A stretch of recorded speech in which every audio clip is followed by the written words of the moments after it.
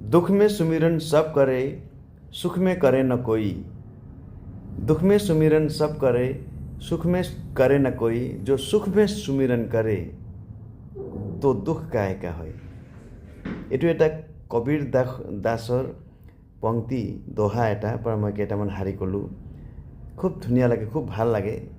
মই যেতিয়াও এই প্ৰেৰণাদায়ক দোহাবোৰ মই পঢ়োঁ মোক অন্তৰৰ পৰা ভাল লাগে আৰু সঁচাকৈ মই সেইকাৰণে মই আপোনালোকক এই কেইটামান বাক্য আপোনালোকৰ ওচৰত আনিছোঁ।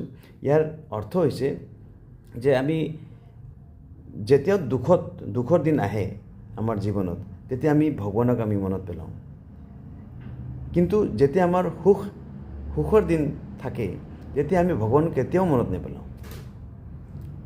কিন্তু কবিৰ দাসে কৈছে যদি এজন মানুহে সুখৰ দিনতো ভগৱানক